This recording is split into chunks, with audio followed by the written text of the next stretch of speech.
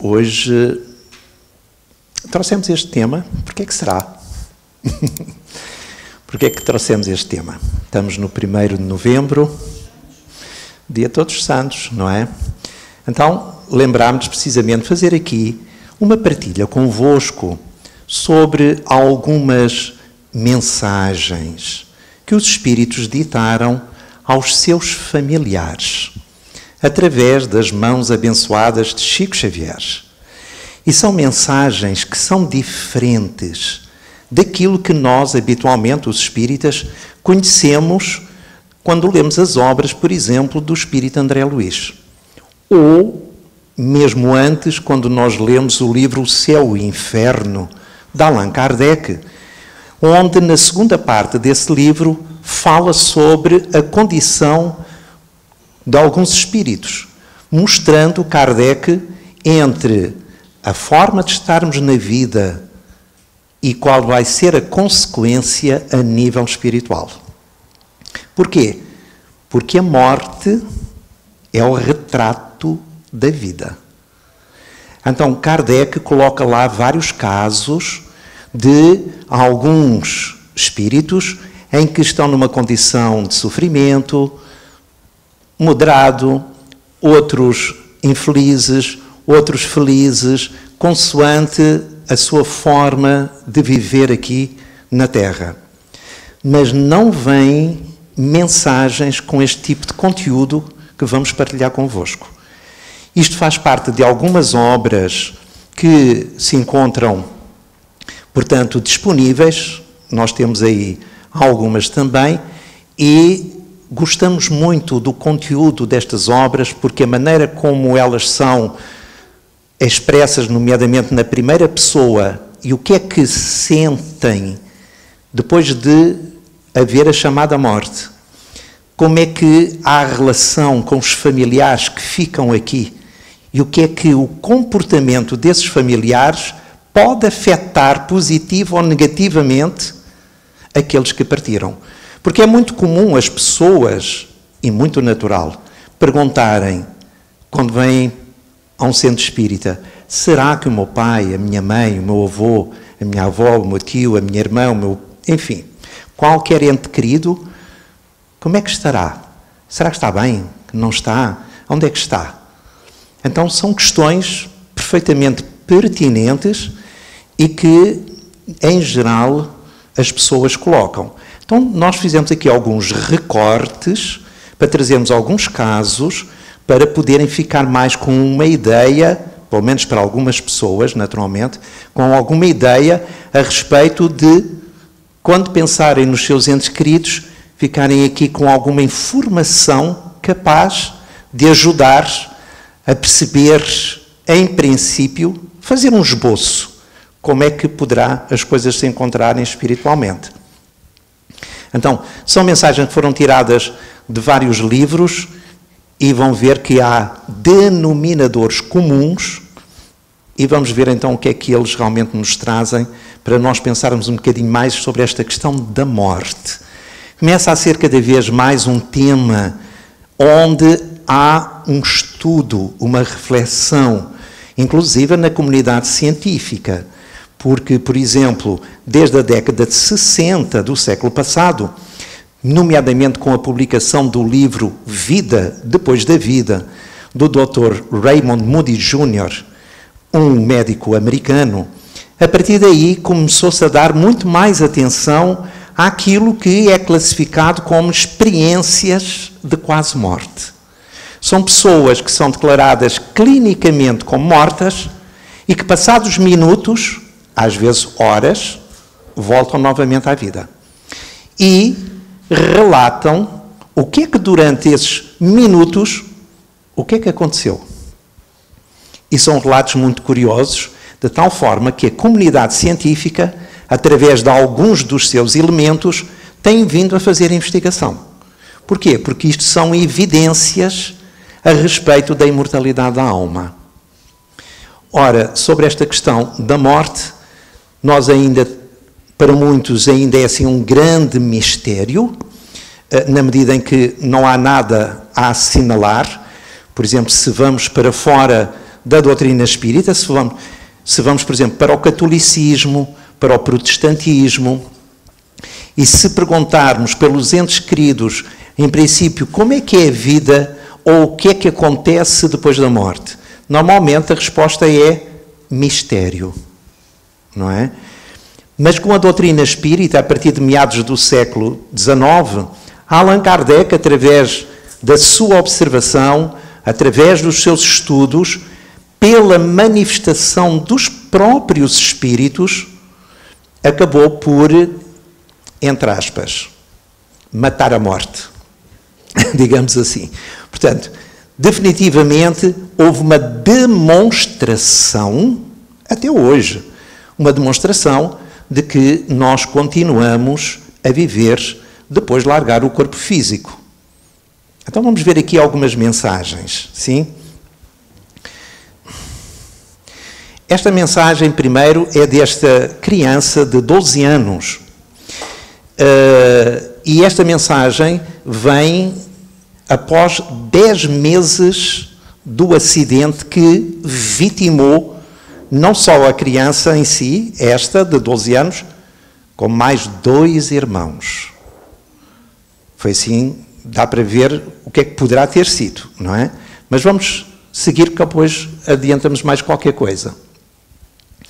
Vejam que o apelido dele é japonês. E estou a chamar a atenção disto para depois lá mais adiante dar mais uma informação complementar.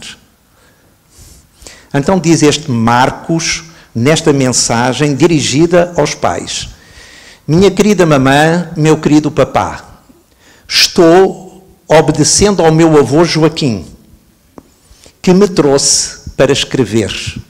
Então isto significa que ele veio até ali para dar uma mensagem para os pais, porque os pais estavam desfeitos. A mãe, inclusive, pensava em suicídio, ok? Porque não foi um, foram os 3 de uma vez, no mesmo acidente, ok? Então, ele vem, mas vem assistido pelo seu avô Joaquim, ou seja, era um avô que já tinha desencarnado e que agora acompanhava o neto para, junto do médium, Chico Xavier, dar esta mensagem para consolar e trazer esperança àqueles pais. Peço para que me abençoem. O meu avô está a auxiliar-me, mas por dentro de mim estou como quem traz o pensamento tropeçando na vontade de chorar. Imagine-se o que é que serão 12 anos e de um momento para o outro, porque foi um acidente de viação, e a pessoa sai desta realidade física, da família em que estava, e passa, portanto, para outra dimensão, que é do espírito. Mas ele está a tropeçar na vontade de chorar, mas contém-se devido à presença, ao auxílio do avô. Rogo a vocês para não se deixarem dominar pelo sofrimento. Ele não está a dizer que a pessoa não sofra. Atenção, ele só está a dizer para que a pessoa para que os pais não se deixem dominar pelo sofrimento.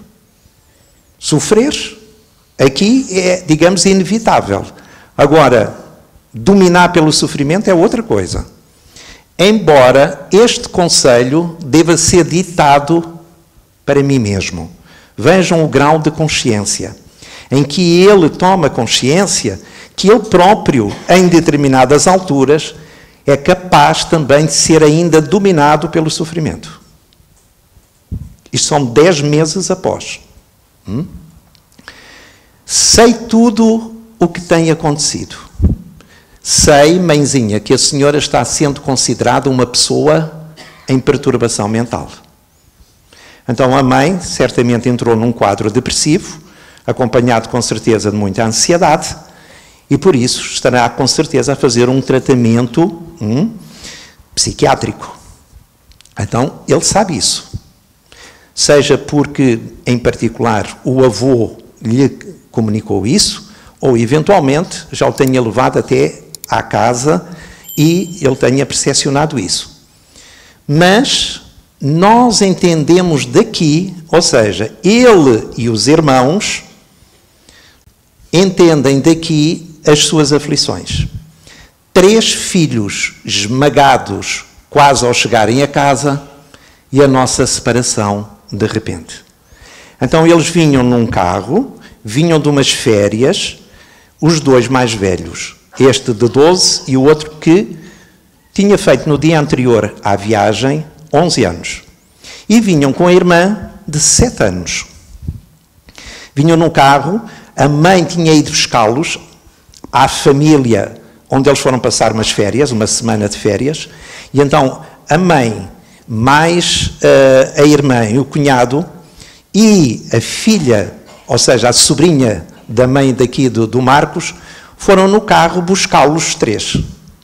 Na vinda, quando estavam quase a chegar a casa, vem uma, como dizem lá no Brasil, que está ali no coisa, eu fui ver o que é que era, não é? Uma veraneio, não é? Então veio uma veraneio, que é precisamente, assim como é hoje um SUV, não é?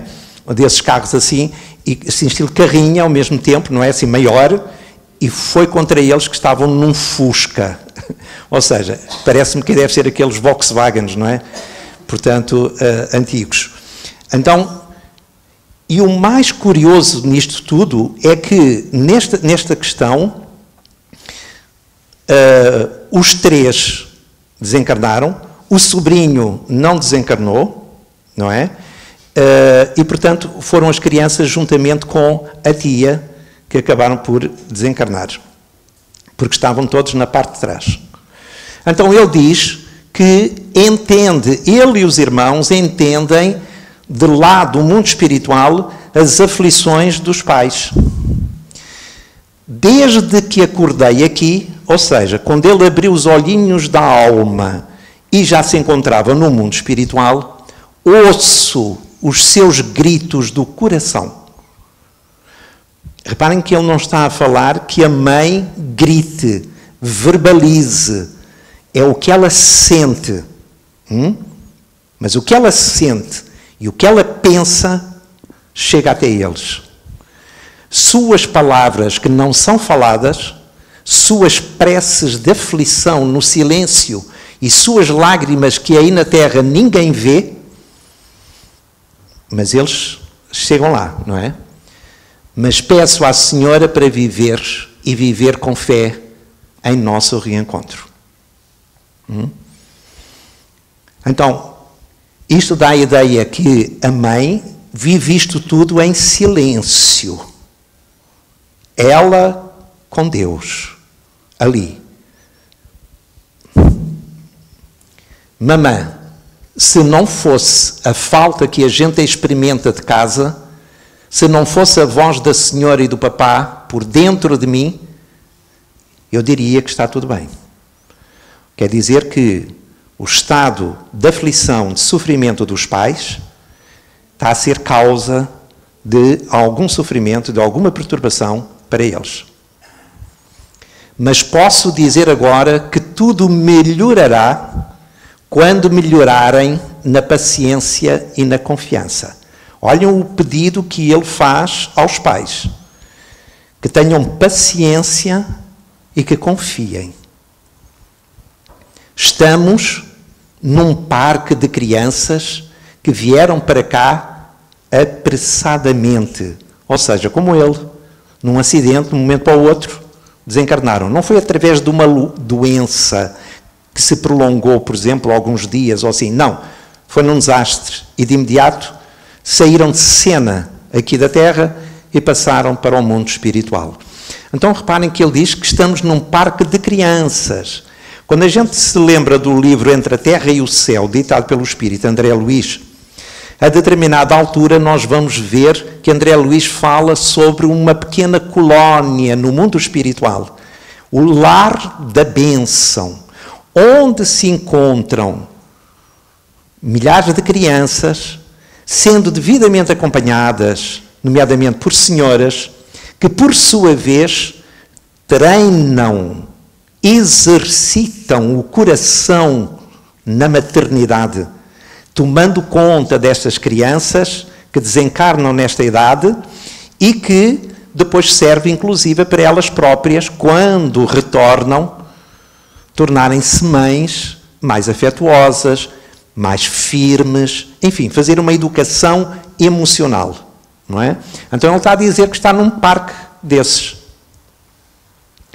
Muitos meninos já crescidos ajudam os menores e são auxiliares de enfermeiras que nos amparam como sendo filhos do coração. Então, eles estão a ser muito bem acompanhados, muito bem apoiados.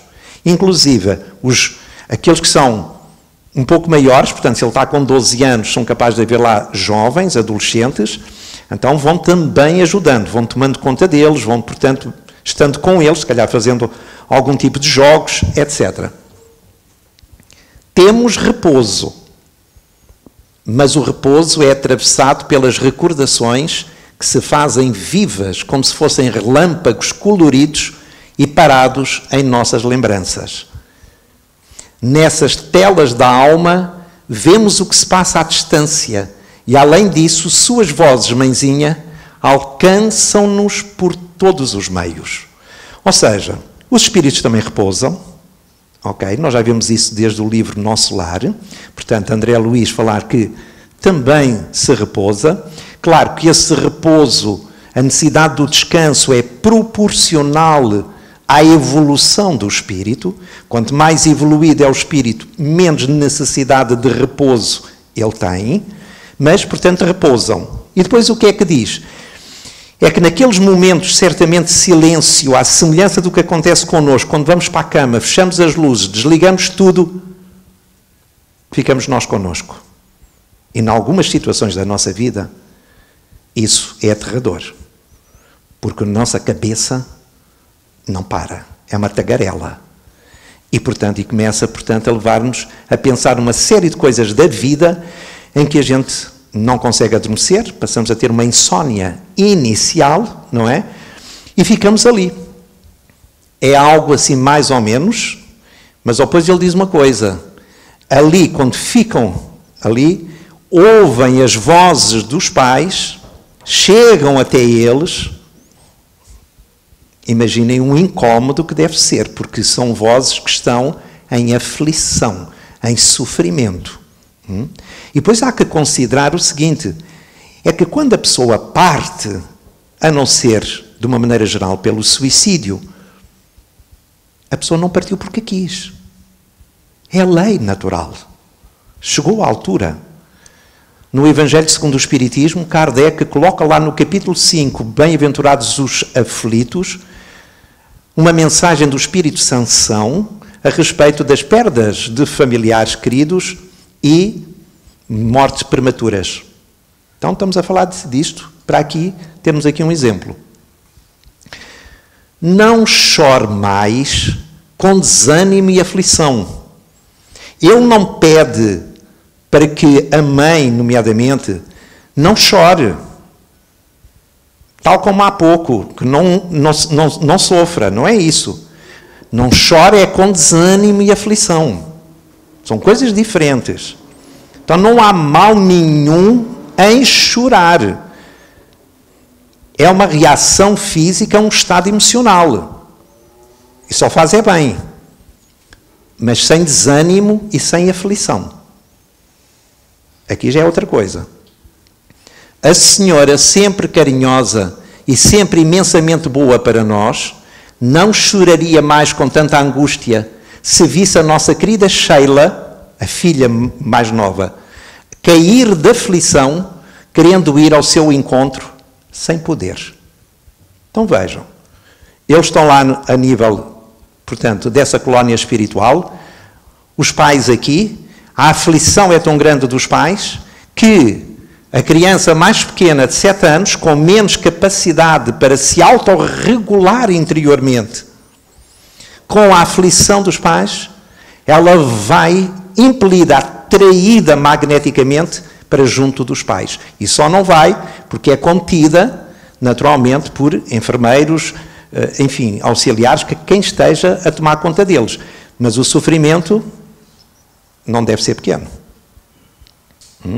Não deve ser pequeno. Porque a ligação é muito grande. Então, é muito interessante ver o seguinte. Estas 3 crianças, o pai é japonês. A mãe não tem ascendência japonesa, é brasileira. E o pai, quando era jovem, não tendo ainda conhecido a atual mulher, um amigo profetizou de uma forma muito veemente: tu vais ter 3 filhos e eles vão morrer criança. E assim foi. Mas no último instante, vejam só como é que é. 3 minutos antes do desastre, esta criança, a Sheila, ia à frente no colo da mãe. Mas o sobrinho que ia atrás sentiu-se mal, mais pequeno. Então o que é que fizeram? Pararam o carro, trocaram a criança. Está-se mesmo a ver que isto era mesmo, é lei. Reparem, o outro não era para desencarnar. Estava dentro do carro, mas não era. 3 minutos antes. E as 3 desencarnaram. Ao ler isto, o que é que eu pensei? Que quando o amigo do pai lhe dá essa profecia, é para que ele certamente mais tarde, agora após o acidente que vitimou os 3 filhos, pudesse minimamente levar em consideração, não faço ideia se levou ou não, mas certamente para perceber que não havia culpa nenhuma da parte deles e que isto já estava programado. É uma forma, portanto, de tentar aliviar, não é, qualquer dor, qualquer sofrimento. Ajude-nos, querida mamã. De certo modo, ainda não estou muito em mim. Se tivesse de retomar os estudos aí em casa, creio que não seria possível. Portanto, ele ainda está em fase de convalescença. Ele ainda não está 100% saudável, harmonizado. Não está. Tanto que se ele estivesse em casa, diz ele, aqui na Terra, ele não estaria capaz para fazer os estudos. 10 meses depois, tenho a cabeça assim aflita, como quem não saiu de um susto muito grande, e não posso lembrar com muita insistência aquela veraneio e nem a nossa casa em Perus, que era onde eles viviam, porque sobe-me uma emoção ao cérebro que dá para tontear. Olhem aqui, mais uma vez, tal como há pouco, em relação aos pais, ao afligirem-se, essa aflição chegar aos filhos, a força do pensamento. O pensamento é uma força criadora e tem endereço certo. Não há barreiras, limites para o pensamento. O nosso pensamento viaja muitíssimo para além da velocidade da luz, que são 300 mil km por segundo. Então, o pensamento é quase instantâneo. A gente pensa e quase instantaneamente está lá. Mas o avô Joaquim diz-me que vai tudo melhorar quando a senhora e o papá estiverem mais fortes. Então reparem, o próprio bem-estar e a recuperação deles, as 3 crianças no mundo espiritual, em parte também depende da melhoria dos pais aqui na Terra. Nós estamos todos unidos sem que eu saiba como é isso. Porque ele só sabe é que sente aquilo que os pais estão a sentir nas aflições, mas não sabe explicar como. O pensamento é uma força, mas ainda não sei explicar o que sinto. Mamã, não fique parando o olhar em nossas lembranças. Tudo o que foi nosso, de nossos 3, dê a outras crianças em nosso nome. Olhem a importância. Por vezes há casos, não é? E está tudo bem assim. Aqui só serve a doutrina para nos ajudar a clarificar um pouco mais como é que as coisas se processam, para nos irmos educando. Mas existem mães que deixam o quarto dos filhos assim, não tocam em nada e deixam durante anos, como se fosse um santuário. O que aqui está a dizer é que isso não é nada positivo para quem parte. Não é? Ele diz inclusive, para pegarem tudo o que eram deles, os três, e doar a outras crianças em nome deles. Porque isso será um grande bem que resultará para eles. Mamã, as lágrimas são forças de Deus em nossa vida. E por isso nenhum de nós está livre de chorar. Mas as nossas lágrimas devem ser orações. Orações de gratidão e amor, paz e fé. Então ele vem aqui de uma forma mais precisa falar sobre aquilo que há pouco estávamos a refletir um pouquinho. Chorar sim, mas sem desespero. Desespero é aflição, não é? Com sofrimento. Ali com alguma revolta. Um dia estaremos todos juntos, mas não desejo vir para cá como quem força a entrada de uma casa desconhecida. Ou seja, um dia vão estar todos juntos, mas ela, a mãe, que não pensa em suicídio. É aqui, não force, não é? Não desejo vir para cá como quem força a entrada de uma casa desconhecida. Ou seja, o plano espiritual é realmente uma dimensão desconhecida para a mãe.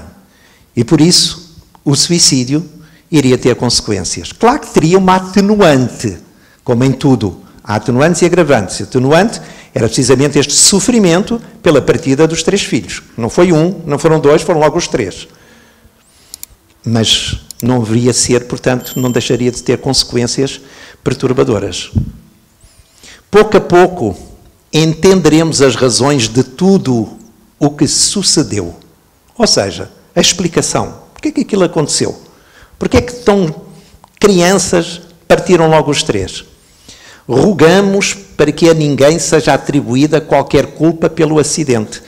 Isto é uma constante em todas as obras que eu já li do Chico, portanto, destas mensagens, e já li para cima de 20 e tal livros.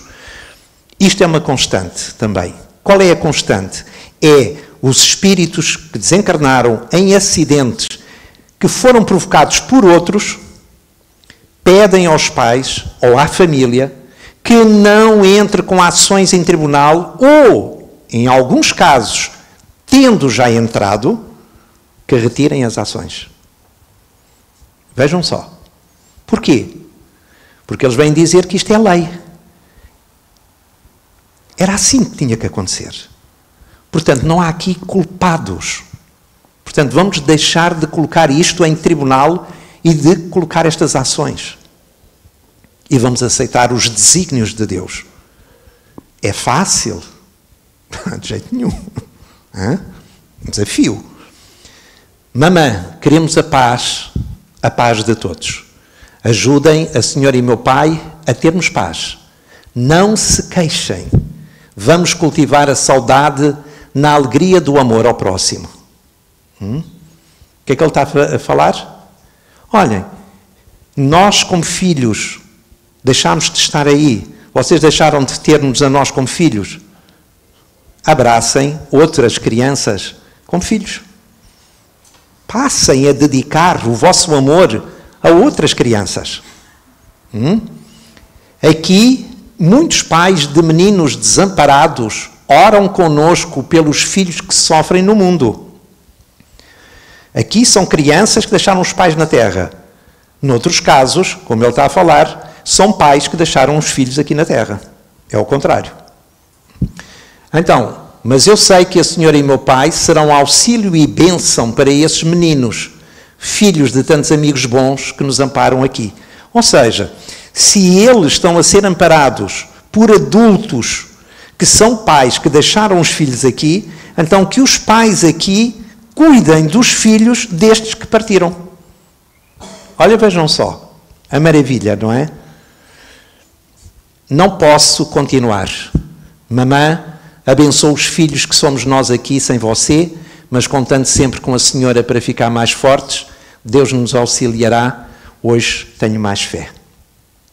Claro que está muito mais, nós selecionámos aquilo que nos parecia só assim mais importante para trazer e partilhar convosco. Dá ou não dá uma ideia diferente em relação, portanto, ao que é que poderá acontecer depois da chamada morte?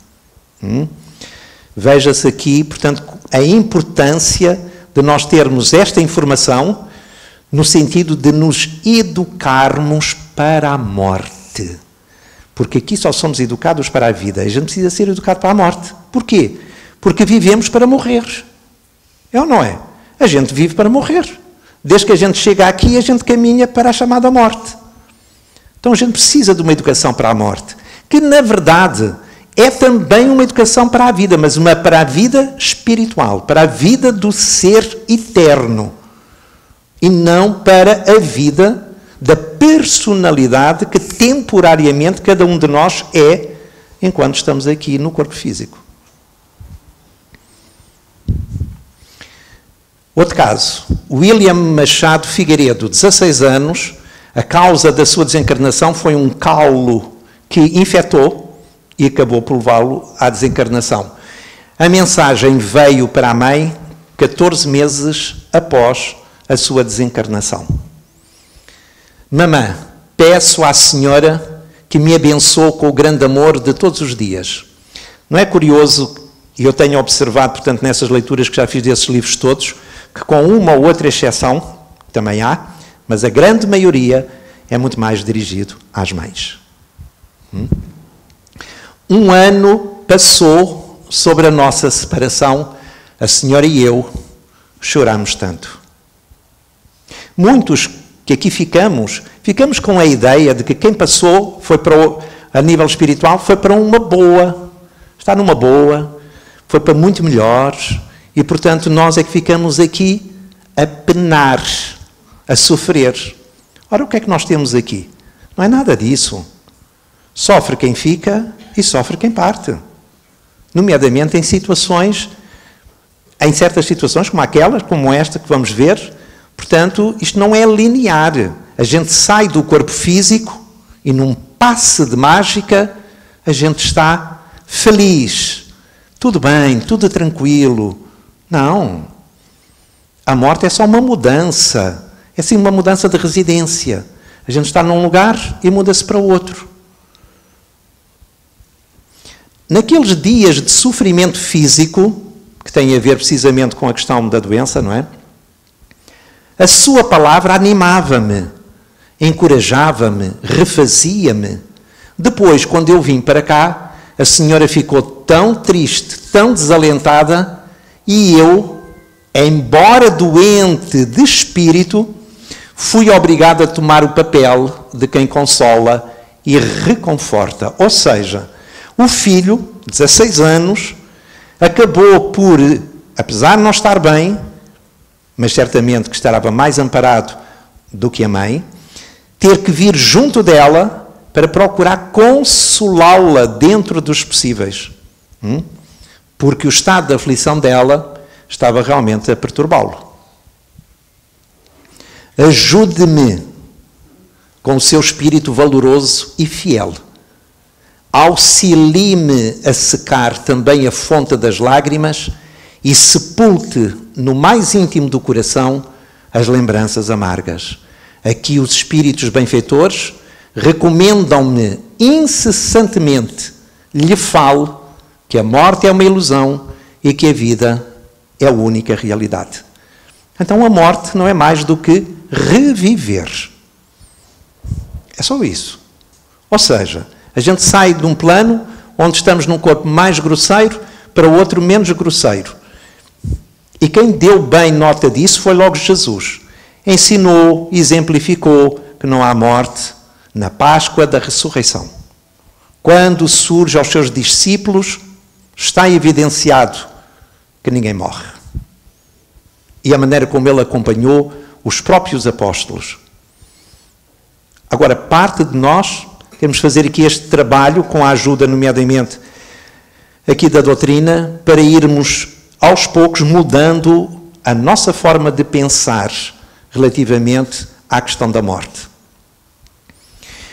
E é interessante que ele vê aqui como a mãe era valorosa, dando-lhe todo o apoio e força consolo quando ele estava doente, mas a partir do momento que partiu, ela entrega-se àquele sofrimento, àquela aflição, e tem que ser ele agora a consolar a mãe. A morte é uma ilusão e a vida é a única realidade. Nós todos seremos salvos da morte o número de vezes que for necessário. Todos nós. Mas nunca ninguém sairá da vida. Pense, medite, que estou em pleno de vigor. Olhem aqui esta importância. O que é que ele quer dizer? Pense, medite, que estou em pleno vigor. Um pouco abaixo ele diz: idealize-me a seu lado, sem doença, sem cansaço, sem desânimo. Isso me auxiliará imensamente. Sabe o que é que ele está a querer dizer? Que quando a mãe se lembrar dele, não o lembre doente, mas antes lembre em pleno vigor, sem doença, sem cansaço, sem desânimo, nada. Porquê? Porque o pensamento, mais uma vez, é uma força criadora. Plasma, cria. Inclusive aqui mesmo, no corpo físico. Só que espiritualmente é muito mais intenso. Muito mais intenso, porque nós estamos com um corpo espiritual, um corpo mais subtil, com uma maior plasticidade. A coesão molecular do corpo espiritual é muito menor do que a coesão molecular que constitui o nosso corpo físico. Então ele está a pedir à mãe que quando se lembrar dele, lembre-se dele saudável. Bem, porque quando ela se lembra do filho doente, isso o torna mais doente. Isso o faz sofrer mais. Por isso é que nós aqui mesmo já às vezes falamos que quando estamos aqui na oração, e nomeadamente se pede, por exemplo, se fala da guerra, se fala, portanto, da necessidade da paz, disto, etc., dos doentes, é nós mentalizarmos, não a guerra, não é vermos, portanto, as cidades destruídas, os canhões, as coisas entrarem, não, é vermos tudo em paz. As casas construídas, as pessoas a conviverem, a darem-se bem, nós temos que ir pela positiva, para não reforçar aquilo que está a acontecer de forma destrutiva. Senão o pensamento dá força a isso. Tudo é vida e quando a fé nos revela Deus, como tudo se modifica. Não há dúvida que a partir do momento que nós passamos a estar com Deus, porque Ele está sempre connosco, 100%, nunca deixa de estar connosco, desde o início. Agora nós é que estamos muitas vezes, ou poucas vezes com Ele. Quando a gente estamos com Ele, tudo se modifica. Porquê? Porque há precisamente a esperança, há a fé, esta confiança de que tudo o que está a acontecer é para nosso bem. Não se mantenha num círculo de amargura. Quando se alegrar, lembre-se de que está a contentar o seu filhinho. Quantas mães ou pais ou outros familiares, quando os filhos partem, ou outros familiares mesmos, ficam numa tristeza, convidam-nos para sair, não saio. Se há uma festa de aniversário, não vou, porque o familiar partiu há pouco tempo. Então é como se as pessoas sentissem que se fossem se divertir, ou pelo menos alegrar um pouco, isso fosse uma traição a nível do que sentem em relação àqueles que partiram. Não é. Olha o que ele diz. Quando ela, a mãe, se alegra, está a contentar o filho. Então é sair daquele estado de tristeza mais profundo e simplesmente pensar, bom, tudo o que eu fizer aqui para meu bem, esse meu bem vai fazer bem ao meu filho. Às vezes, a sua fortaleza ainda é meu remédio. Ok? Vejam, ainda. O que é que isto quer dizer? Que ele ainda não está totalmente bem. Porque quando ele estiver totalmente bem, a mãe pode não ser muito forte, mas já não vai atingir e perturbar como está a perturbar. Às vezes, contudo, a sua mente lembra-me, nos dias de enfermidade, de dor, de expectativa dolorosa, e continua a sentir inquietações novas que tentam voltar. Ou seja, ele já superou esta parte, mas quando a mãe se recorda de tudo que foi a doença dele, etc., que o levou à morte, volta novamente. Tudo passa na terra e eu estou vivo, esperando-a. Olha um consolo, a esperança, aqui.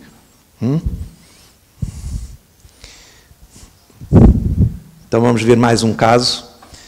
Este de 21 anos. Já viram que é 12, 16, 21, estamos a subir nas idades. Então, a causa foi um tiro de revólver. O que quer dizer que também foi de um momento para o outro. A pessoa estava bem e saiu de cena, também como o primeiro, o Marcos.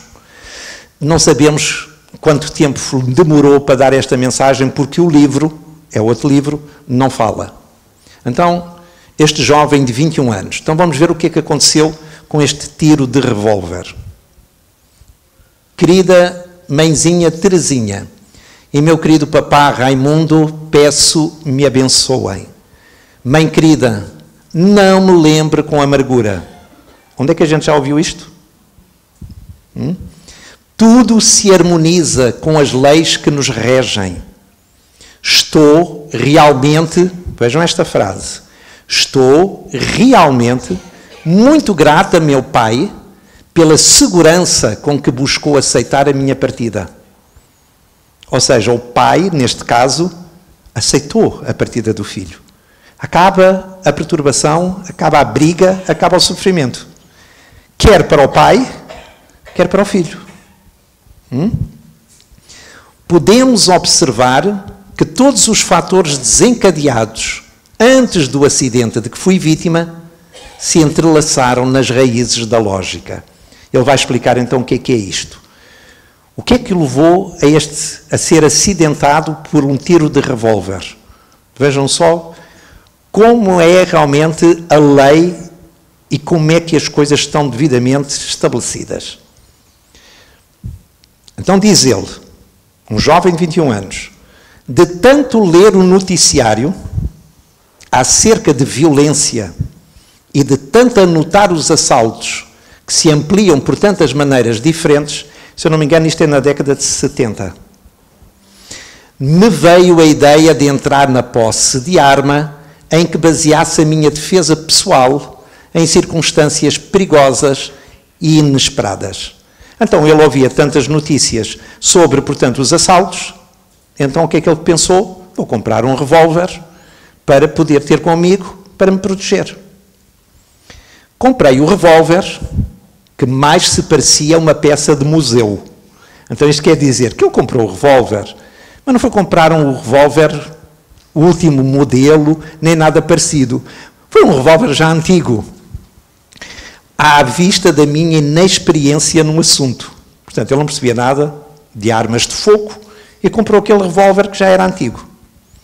Coloquei a peça, o revólver, na minha pasta de serviço, mais no propósito de recuperá-la através de rigorosa limpeza que de usá-la por mim mesmo. Então, ok, tenho aqui esta peça, ponho aqui na pasta e depois vou limpar, vou não sei quantos, pronto, vou-me entreter aqui em torno do revólver. Não é que ele pensasse propriamente ir usá-lo.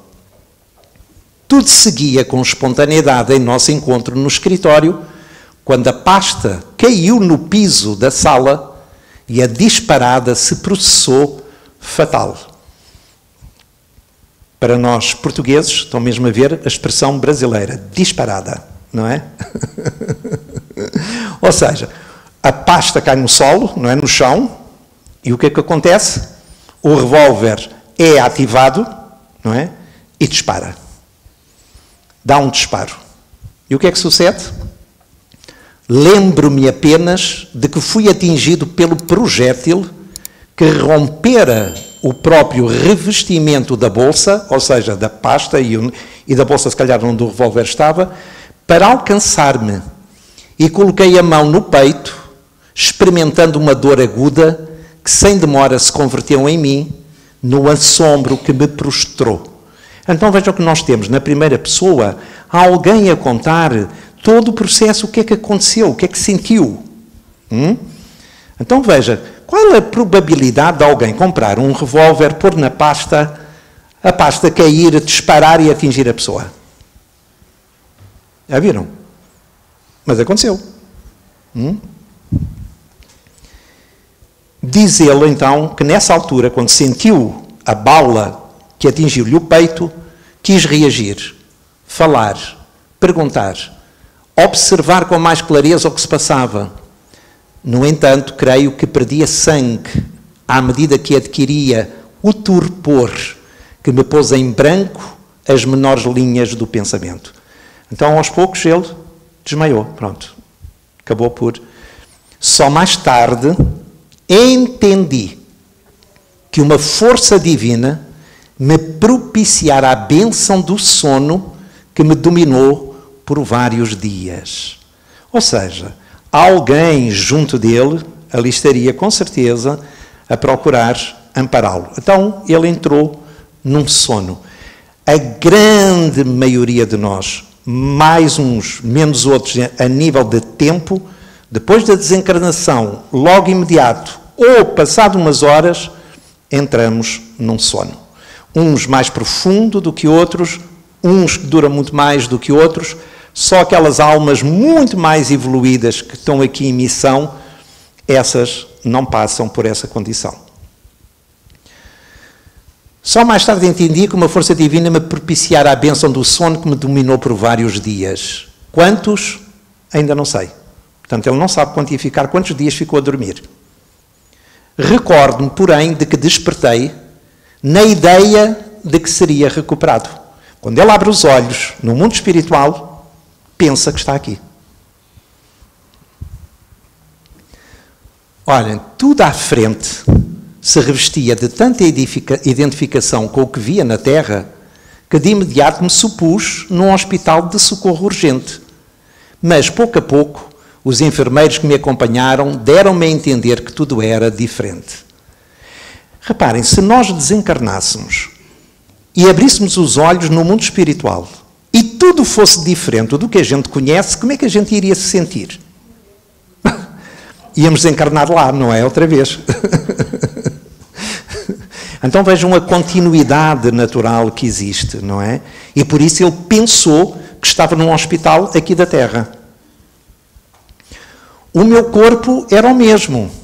Olhem aqui o corpo espiritual e o corpo físico, em que o corpo físico, não é, resulta do molde que é o corpo espiritual.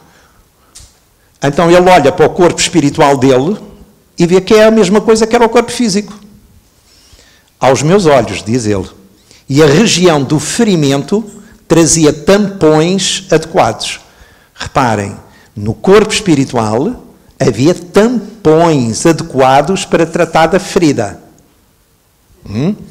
Induzindo-me a crer que me achava em nosso plano de experiências físicas.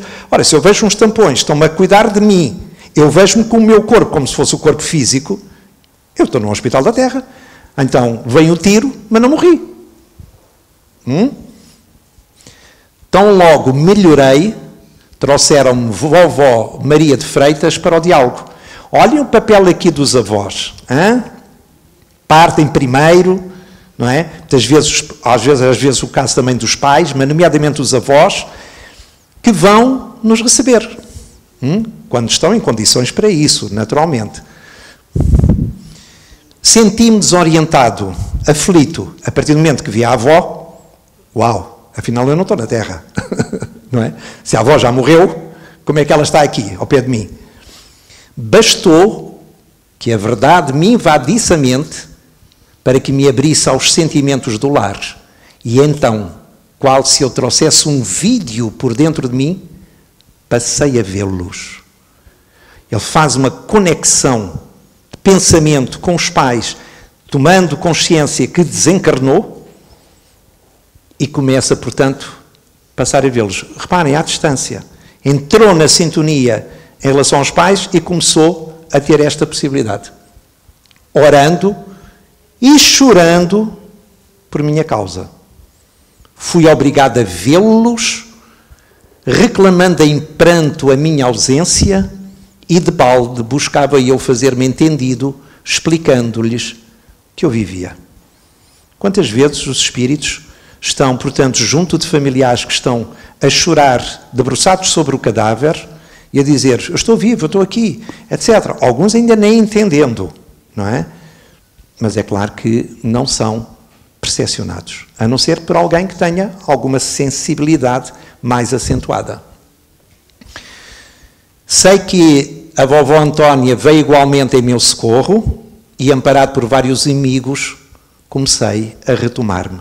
Ou seja, ele foi atraído diretamente para casa, reparem, como se fosse um ímã, foi diretamente atraído para casa, devido ao choro, à aflição, mas a avó e outros amigos foram e ajudaram-no, não é? Compreendi, afinal, que para mim o período de obrigações no mundo havia terminado e busquei revisar as lições de coragem e as preces de amor a Deus que eu trazia de casa. Ora, a importância aqui da educação espiritual.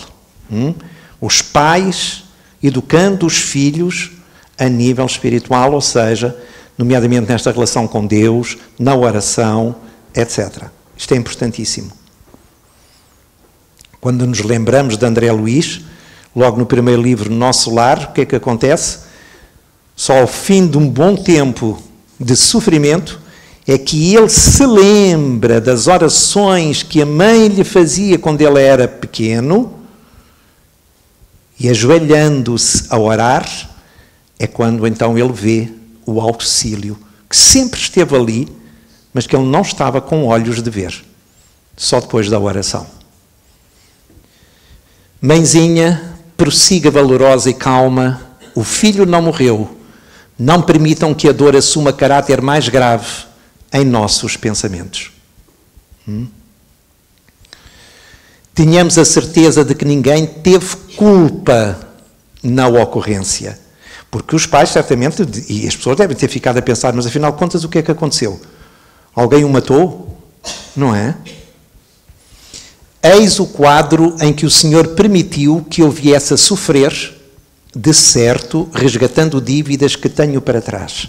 Então quer dizer que é um espírito que já tem aqui algum mínimo de informação, mínima de informação, dada com certeza pela avó e por outros, a respeito de que aquilo que lhe aconteceu foi uma consequência de algo que estava numa existência anterior.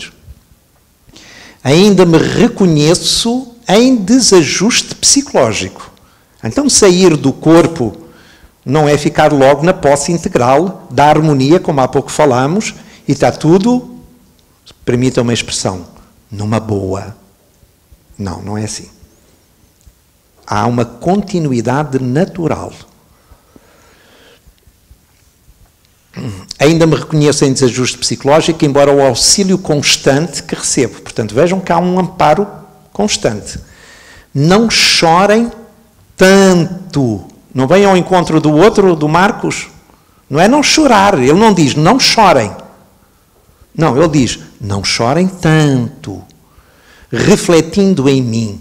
E sim, meditemos nas bênçãos de Deus que recebemos todos os dias. Ou seja, vamos voltar para o presente. Vamos deixar o passado, o episódio que passou, dentro do que é possível, naturalmente, não é? Mas, e vamos ver o que é que Deus realmente nos proporciona. Pronto, este era um outro, 23 anos, já tinha mais 2 anos, mas já não temos tempo. E foi uma forma de podermos aqui falar assim numa expressão brasileira, fazer uma revisada, não é?